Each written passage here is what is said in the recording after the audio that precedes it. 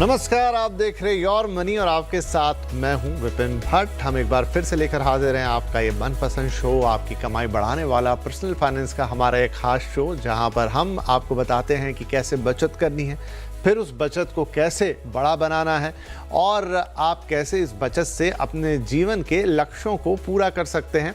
और साथ में और भी बहुत सारी बातें हम इस शो पर सीखते हैं। तो अगर आपके मन में भी योर मनी में सवाल पूछने की इच्छा है तो आप हमें जस्ट एक ईमेल कीजिए। हमारा ईमेल आईडी है yourmoney@nw18.com। इसके अलावा एक और तरीका है, आसान तरीका, व्हाट्सएप पर आप अपना सवाल भेज सकते हैं 7045220000 पर। जैसा आपको ठीक लगे वैसा आप कर लीजिए। इसके अलावा तीसरा तरीका भी सुन लीजिए, फेसबुक और एक्स पर शो लाइव रहता है, तो आप यहाँ पर भी शो सुनते सुनते कमेंट बॉक्स में जाकर अगर आप सहज महसूस करते हैं तो यहाँ पर भी अपने सवाल हमें भेज सकते हैं। किसी भी माध्यम से भेजिए, हम आपके सवाल ले लेंगे और अपने एक्सपर्ट से उनके जवाब लेंगे, ताकि आप अपने फ्यूचर की एक अच्छी प्लानिंग कर सकें और अपने पैसे का एक अच्छा इस्तेमाल भी। तो चलिए आज के शो की शुरुआत करते हैं। आज हमारे साथ शो में शामिल हो रहे हैं रुपी विद ऋषभ इन्वेस्टमेंट सर्विसेज के फाउंडर ऋषभ देसाई। ऋषभ, बहुत बहुत स्वागत है आपका। तो ऋषभ के साथ हम ढेर सारी बातचीत करेंगे। खास तौर पे आपके सवाल तो होंगे, लेकिन हमेशा की तरह एक टॉपिक भी होगा, एक संदर्भ भी होगा जिस पर बातचीत होगी, और वो इसलिए रहता है ताकि आप म्यूचुअल फंड का ये जो पूरा इकोसिस्टम है इसे बेहतर तरीके से समझें। सिर्फ वही फंड्स ना जाने, सिर्फ वही चीज़ें ना जाने जितने में आप निवेशित हों, बल्कि ये पूरा सिस्टम कैसे काम करता है वो भी जानना ज़रूरी है। तो आज जो बात होगी वो होगी direct versus regular mutual fund की। तो ऋषभ, ये बड़ा सबसे पहले तो आपका बहुत बहुत स्वागत है and a very good evening. और ये एक बड़ा अहम सवाल है, क्योंकि अक्सर जब मैंने भी शुरुआत की थी म्यूचुअल फंड्स को देखने की, मेरे मन में पहला सवाल यही आया था। और ये सवाल इसलिए भी पूछ रहा हूँ क्योंकि रोज़ नए लोग जुड़ते हैं हमारे कार्यक्रम से, रोज़ नए निवेशक देश में आ रहे हैं। तो जब जैसे ही वो म्यूचुअल फंड में कदम रखते हैं तो पाते हैं कि एक जगह लिखा हुआ है डायरेक्ट, एक जगह लिखा हुआ है रेगुलर। क्या अंतर होता है इनमें? विपिन जी, आपका बहुत बहुत शुक्रिया मुझे शो पर बुलाने के लिए। और ये मेरा पहला शो है 2026 का सीएनबीसी आवाज के साथ। सो आपको, आपकी टीम को और आपके व्यूअर्स को बहुत बहुत साल की बहुत शुभकामनाएं। I hope 2026 is much more nicer, kinder, healthier and wealthier for everyone out there. Vipin ji, हमारी भी, मेरी भी तरफ से, पूरी टीम की तरफ से आपको ऋषभ जी बहुत बहुत शुभकामनाएं नववर्ष की। बहुत बहुत धन्यवाद विपिन जी। सो विपिन जी, बहुत सिंपल भाषा में अगर मैं सिंपली पुट करूं, देखिए, रेगुलर प्लान वो होता है कि जिसमें एएमसी भी एक कमीशन लेता है और प्लस एक डिस्ट्रीब्यूटर भी एक कमीशन लेता है। ओके, डायरेक्ट प्लान में आपको सिर्फ एएमसी को कमीशन या फिर फीस देना पड़ता है, डिस्ट्रीब्यूटर को कोई फीस कोई कमीशन नहीं देना पड़ता है। सो बेसिकली जो इन्वेस्टर्स डायरेक्ट ऑप्शन में जा रहे हैं वो डायरेक्टली मैनेज करते, उन कोई डिस्ट्रीब्यूटर, कोई ब्रोकर नहीं होता है। और रेगुलर प्लान में बिकॉज वो ब्रोकर इन्वॉल्व होता है, डिस्ट्रीब्यूटर इन्वॉल्व होता है, इसलिए रेगुलर प्लान का जो एक्सपेंस रेशो होता है which is little more higher than compare to direct plan. Vipin ji ji, तो अगर मान लीजिए कि किसी को चुनना हो तो फिर उस हिसाब से तो वही चुना जाएगा जिसमें आपको ज़्यादा फायदा दिख रहा है, जहां एक्सपेंस रेशियो आपको कम मिले, जहां आपका खर्चा कम हो। फिर ये दो अलग अलग चीज़ें क्यों? विपिन जी, बहुत बढ़िया क्वेश्चन है। देखिए, जिसे म्यूचुअल फंड समझ में आता हो, जिसे पोर्टफोलियो मैनेज करना आता हो, entry exit, so all the nitty gritties, जो भी market related, mutual fund related, जो एक्सपीरियंस इन्वेस्टर हो, वो आप डायरेक्ट प्लान में, डायरेक्ट म्यूचुअल फंड्स में काफी आराम से इन्वेस्टमेंट कर सकते हैं। क्योंकि जो भी डायरेक्ट प्लान के जो इन्वेस्टर्स है, राइट, उनके लिए अनफॉर्चुनेटली डिस्ट्रीब्यूटर्स हैंड होल्डिंग नहीं कर सकेंगे, क्योंकि उसमें डिस्ट्रीब्यूशन का, उसमें जो डिस्ट्रीब्यूटर का फीस, डिस्ट्रीब्यूटर का कमीशन होता है, वो इन्वॉल्व नहीं होता है। सो बेसिकली आप समझ लीजिए कि आप बीमार पड़े हो, राइट, और आपको आपकी बीमारी का इलाज आपको पता है, तो आप मेडिकल दुकान में जाइए, खुद पे खुद आप दवाई लीजिए, खुद पे खुद डोजेज डिसाइड करिए और आप ठीक हो जाइए। This is number one. मगर आप आप बीमार पड़ रहे हो मगर आपको पता नहीं है कौन सी दवाई लेना है, किस डोजेज में लेना है, किस तरीके से आपको ठीक होना है, तो स्वाभाविक है कि आप डॉक्टर के पास जाओगे, राइट? और डॉक्टर ऑफ कोर्स वो अपना फीस तो चार्ज करेगा ही, राइट? सो सेम एग्जांपल के तरीके से अगर आप हम एक फाइनेंशियल डॉक्टर है इन्वेस्टर्स के लाइफ में, अगर बेसिकली इन्वेस्टर्स को हैंड होल्डिंग चाहिए, कौन से प्रोडक्ट्स में इन्वेस्ट, एक प्रॉपर होलिस्टिक एडवाइस चाहिए, म्यूचुअल फंड्स, कौन सा म्यूचुअल फंड्स में निवेश करना चाहिए और किस तरीके से पोर्टफोलियो बनाना चाहिए, तो इन्वेस्टर्स को डिस्ट्रीब्यूटर थ्रू रेगुलर प्लान्स में करना चाहिए, या फिर अगर कोई इन्वेस्टर एक्सपीरियंस्ड है तो आराम से डायरेक्ट प्लान्स में इन्वेस्टमेंट कर सकता है। एक छोटा सा सवाल और कि किस इन्वेस्टर को हम मानेंगे कि अब वो एक्सपीरियंस्ड हो चुका है ताकि वो डायरेक्ट में चला जाए, और कब तक उसे रेगुलर पे ही रहना चाहिए? देखिए, डिस्ट्रीब्यूटर के अलावा there is something called as SEBI registered investment advisers भी है out there, right? So basically for example people like me who are distributors, basically हम क्लाइंट्स को डायरेक्टली पैसा चार्ज नहीं कर सकते, okay, to manage their portfolio, to manage mutual funds. अगर client distributor through आता है तो उसको रेगुलर प्लान के थ्रू ही आना पड़ेगा। मगर मान लीजिए कि उसको रेगुलर प्लान में इन्वेस्टमेंट नहीं करना है, तो there are someone called as SEBI registered investment adviser. वो फी बेस्ड एडवाइजर्स होते हैं, वो आपको वन टाइम फी या फिर क्वार्टरली या फिर 6 मंथली या फिर ईयरली आपको वो चार्ज करेंगे, और दैट विल बी मोर और less like a one time, मगर वो आपको डायरेक्ट प्लान्स में इन्वेस्टमेंट कराएंगे। देखिए विपिन जी, रेगुलर प्लान्स में और डायरेक्ट प्लान्स में एनीवेयर बिटवीन 0.5% में, ये इक्विटी म्यूचुअल फंड्स की बात कर रहा हूं, एनीवेयर बिटवीन 0.5% टू 1.5% का रिटर्न्स में फर्क पड़ जाता है।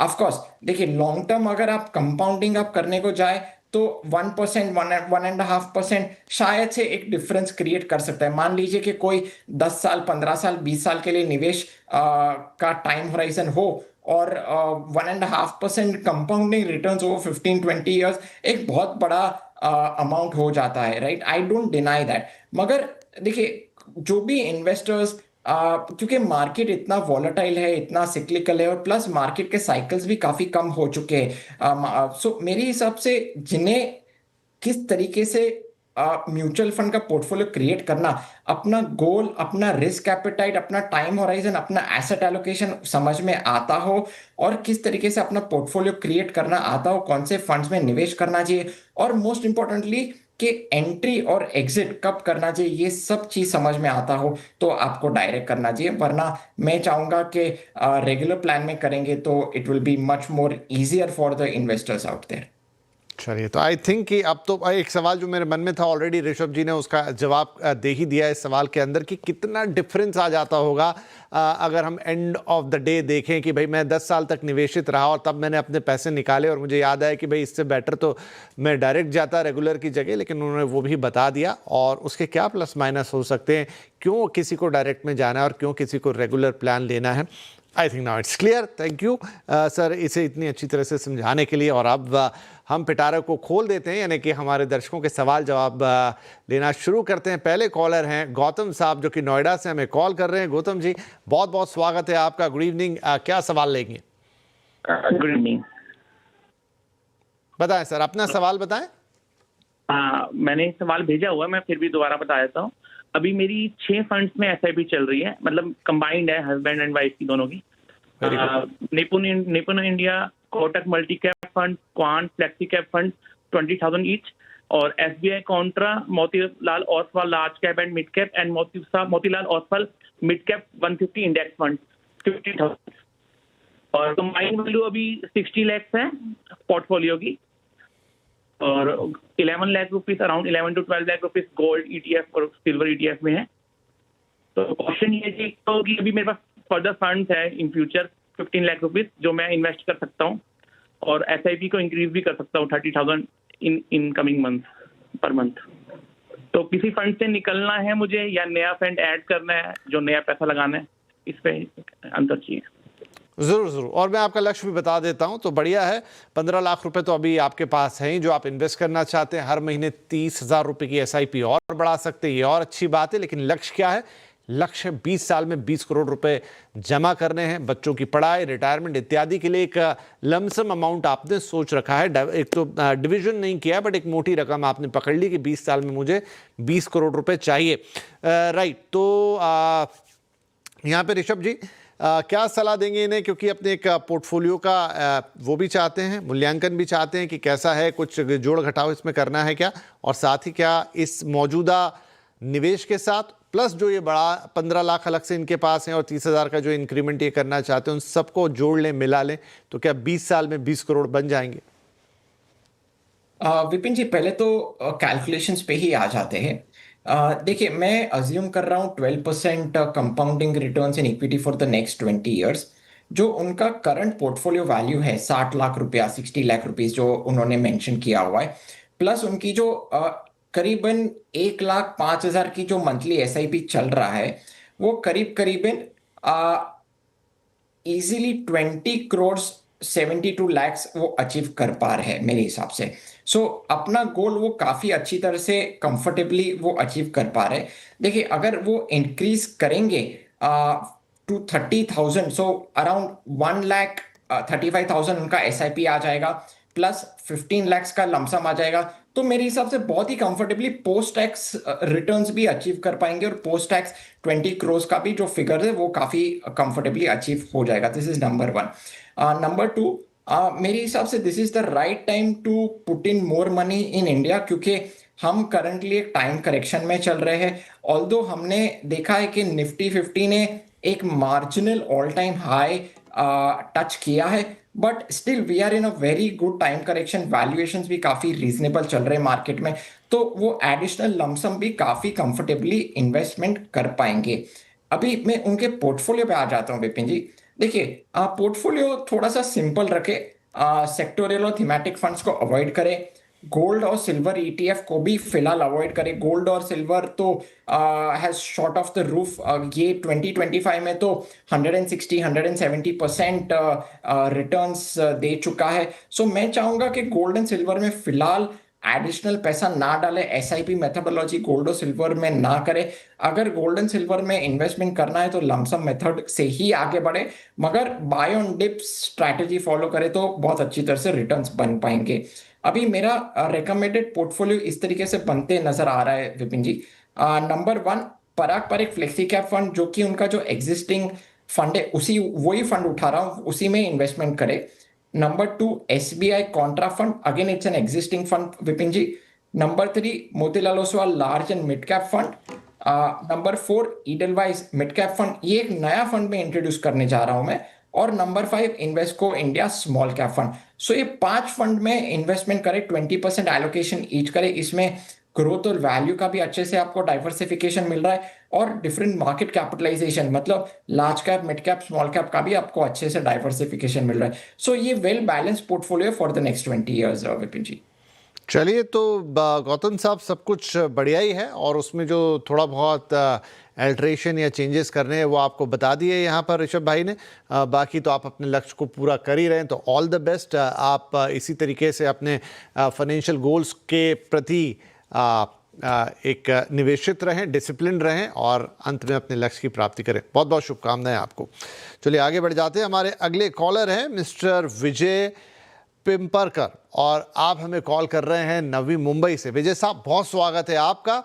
तो सवाल अगर हम आप ही के श्री मुख से सुन लेंगे तो बहुत अच्छा लगेगा। हाँ सर, मेरी SIP 85,000 रुपीज की है, और मेरा उम्र 30 साल का है। मेरा सैलरी 1.5 लाख का टेक होम मिलता है कॉस्ट, उसमें से मेरे 50,000 रुपए खर्चे है खुद के। मैंने टाटा AIA का 10 लाख का मैंने ये दिया है, मेडिक्लेम पॉलिसी दिया है, और मेरा SIP पोर्टफोलियो सर मैंने आपको भेजा है। ICICI प्रूडेंशियल में 7,000, निप्पॉन इंडिया मल्टी कैप में 7,000, ये सब मैंने भेजा है आपको। तो मुझे कहता है कि ये पोर्टफोलियो से मैं जब 45 साल का हो जाऊंगा तो मेरे पास 10 करोड़ रुपए होंगे क्या? अभी मेरी उम्र 30 साल है सर। अच्छा, एक बात मुझे दोबारा बताइए, आप कह रहे हो कि मंथली SIP आप कितना कर रहे हैं? 85,000। 85,000। एक मिनट रुकिएगा, मुझे लग रहा है कि आपने भेजा भी हमें यही था। उस तो ये ईमेल एक्चुअली मैंने बहुत पहले भेजा था सर, तो मुझे याद नहीं एग्जैक्टली। क्योंकि जो फिगर्स हमारे पास हैं आपकी मंथली एसआईपी के, वो हैं 28,000 रुपए के। आपकी पोर्टफोलियो की वैल्यू अभी 10 लाख है और 30 साल में आपने जो हमें कहा था कि 5 करोड़ रुपए आप जुटाना चाहते हो। अच्छा, आपने अभी आईसीआईसीआई का भी नाम लिया, लेकिन आपका जो अभी पोर्टफोलियो मेरे पास है उसमें आईसीआईसीआई का तो कोई फंड दिख ही नहीं रहा मेरे पास। बस एक जनरल है कि मल्टी क्लैप फंड आपके जो है। हाँ सर, बराबर है। 28,000 का ही था पोर्टफोलियो, बराबर। ओके, ये है मल्टी कैप। मतलब मैंने ऐसा पूछा था आपको कि मेरे जो 85 का एसआईपी चल रहा था ना, उसको मैंने सोचा कि उसको बंद करके अगर मैं multi cap, 50 cap, multi asset, dynamic asset, इसमें 30 और 15-20% ऐसा कॉन्ट्रीब्यूशन रखूंगा तो ये लाइफ लॉन्ग ऑटो पायलट जैसा हो जाएगा क्या? मतलब मुझे ये भी बैलेंस करने की जरूरत है, मुझे कुछ देखने की जरूरत नहीं है। Got your point. 15 साल तक ये रेशो में इन्वेस्टमेंट करना रहेगा और ये जो मैंने अगर सिलेक्ट किया है ये का बराबर है, तो इसके फंड्स कौन से है, कौन से एएमसी से fund? Got your point sir. Vijay ji, बड़ा इंटरेस्टिंग है आपका ये सवाल। तो चलिए ऋषभ जी, मैं भी थोड़ा सा कंफ्यूज हो गया था कि एग्जैक्टली पूछना क्या चाह रहे हैं। उन्होंने भी अपने आप को थोड़ा सा करेक्ट किया इन टर्म्स ऑफ फिगर, लेकिन जो ऑटो पायलट वाली बात की उन्होंने वो बड़ी इंटरेस्टिंग लगी। बताइए, क्या ऐसे ऑटो पायलट पे चल सकती है चीजें? देखिए विपिन जी, जिस तरीके से डायनामिक वर्ल्ड है आज के जमाने में, कुछ भी ऑटो पायलट अनफॉर्चुनेटली होने नहीं वाला है। ओके देखिए, अगर ऑटो पायलट करना है ना, तो आपको इंडेक्स फंड में आपको जाना पड़ेगा। निफ्टी 500 इंडेक्स फंड में आप इन्वेस्टमेंट करिए and just continue it exactly the way it is. तो मेरे हिसाब से एकदम सही तरीके से ऑटो पायलट में जा पाएगा। मगर उसका ड्रॉबैक ये है कि देखिए, इंडेक्स फंड में क्योंकि जो निफ्टी 500 का जो कंस्ट्रक्शन है इस तरीके से है ना विपिन जी, 70% अराउंड 70% लार्ज कैप है, 20-25% मिड कैप है और रेस्ट स्मॉल कैप में आ जाता है, राइट? सो अनफॉर्चुनेटली जो रिटर्न्स चाहिए रहेगा उनके पोर्टफोलियो में, और जो एक्टिव फंड्स उनके पोर्टफोलियो को जो अल्फा क्रिएट करके देंगे, वो इंडेक्स फंड करके नहीं देगा। ओके सो देखिए, बहुत सिंपल, अगर ऑटो पायलट मोड में जाना है, निफ्टी 500 इंडेक्स फंड में आप एसआईपी, लमसम जो भी है आप करते रहिए and you are sorted throughout your life. Okay, whether it is 10 years, 15 years, 20 years, 30 years, कुछ देखना नहीं पड़ेगा आपको। मगर आपको रिटर्न्स चाहिए, आपको मार्केट से ज्यादा रिटर्न्स चाहिए, तो आपको एक्टिव म्यूचुअल फंड्स में जाना पड़ेगा एंड उसको टाइम टू टाइम थोड़ा थोड़ा मॉनिटर करना पड़ेगा and time to time mutual funds को निकालना भी पड़ेगा और नए म्यूचुअल फंड्स को ऐड भी करना पड़ेगा। Okay, this is number 1। Number 2, देखिए उनका जो लक्ष्य है कि 5 करोड़ अचीव करना है उन्हें 30 साल में, वो 28,000 की एसआईपी में प्लस उनका जो ऑलरेडी जो डेटा भेजा हुआ है कि जो 10 लाख का पोर्टफोलियो है, वो करीबन 13 करोड़ के आसपास, to be very precise 12 crore 87 lakhs वो अचीव कर पा रहे हैं। Okay, assuming 12% compounding returns in equity for the next 30 years। तो वैसे तो 5 करोड़ तो काफी कंफर्टेबली अचीव कर ही पा रहे हैं। 5 करोड़ के 10 करोड़ से ऊपर आपको कंफर्टेबली पैसा इकट्ठा हो रहा है। तो मैं चाहूंगा पोर्टफोलियो इस तरीके से आप क्रिएट करिए। Number 1, Parag Parikh flexi cap fund. Number 2, HSBC value fund. Number 3, Motilal Oswal Nifty 500 momentum 50 index fund. Number 4, Edelweiss mid cap fund. और number 5, Invesco India small cap fund. ये 5 फंड में आप इन्वेस्टमेंट करिए, इक्वल एलोकेशन, 20% एलोकेशन ईच रखे। तो ये portfolio आपको growth और वैल्यू का भी आपको एक डाइवर्सिफिकेशन दे रहा है और डिफरेंट मार्केट कैपिटलाइजेशन का भी डाइवर्सिफिकेशन दे रहा है। मगर आपको मॉनिटर नहीं करना है regular time to time and plain simple vanilla autopilot mode में जाना है, तो निफ्टी 500 इंडेक्स फंड में आप एसआईपी लमसम करते रहिए, you will be very well sorted. Right, तो चलिए, ये विजय साहब आपके ऑटो पायलट का जवाब ऋषभ साहब ने दिया कि ऑटो पायलट अगर सेट भी करना है तो उसके पैरामीटर्स क्या होंगे, लेकिन वो भी डायनामिक ही रहने वाला है, ऑटो पे तो कुछ नहीं रहेगा। वेल, आई होप कि इस सवाल से, इस जवाब से आपको काफ़ी क्लैरिटी आ जाएगी। यहाँ एक छोटा ब्रेक के बाद कुछ और बातचीत। वेलकम बैक, आप देख रहे हैं योर मनी। ऋषभ जी हमारे साथ बने हैं, आपके सवालों के जवाब दे रहे हैं। क्विकली अगला सवाल ले लेते हैं। अलका जी हमारे साथ हैं। अलका जी, बहुत बहुत स्वागत है आपका, प्लीज अपना सवाल बताइए। हेलो, नमस्ते अदितिन जी। नमस्कार सर, मेरा सवाल है सर, 2 लाख मैंने लमसम में कर रखा है और 6,500 के पर मंथ 2021 से मैंने एसआईपी कर रखी है। बहुत बढ़िया जी। और अभी 2 महीने से मैंने 1000 उसमें बढ़ा दिया है। सर मेरी SBI में है, स्मॉल कैप में 3000 की थी सर, इसको अभी मैंने लेकिन वो कर दिया है, इसको घटा के 1 कर दिया है, और बंधन बैंक में स्मॉल कैप को 4 कर दिया है। ओके, ठीक है। और पहले कई दिन तक इसमें थी, और इसमें है, बंधन बैंक में है, और कोटक मल्टी कैप में 500 की है। हाँ जी, वो बाकी का पोर्टफोलियो हमारे पास है आपका। अब ये बताइए मैम कि इससे आप हासिल क्या करना चाहते हैं? सर मैं ये जानना चाहती हूँ कि 2000 मेरा विजन सर 2040 तक का है। Oh good. तो मेरे जी 40 तक जी।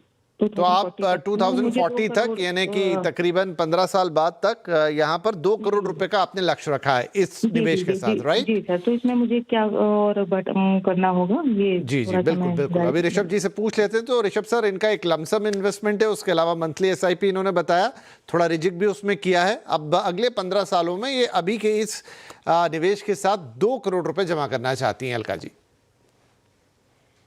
विपिन जी, अनफॉर्चुनेटली वो 2 करोड़ रुपया इकट्ठा नहीं कर पाएंगी 15 साल में। देखिए, मैं अज्यूम कर रहा हूँ 12% compounding returns in equity for the next 15 years.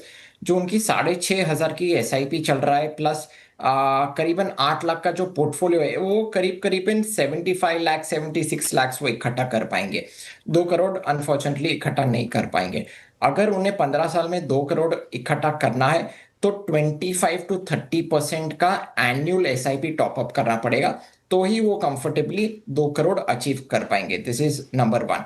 अभी उनका जो पोर्टफोलियो है, पोर्टफोलियो में फंड्स तो उन्होंने बहुत अच्छे सिलेक्ट किए हैं। मैं चाहूंगा कि सिर्फ 4 ही फंड्स रखे।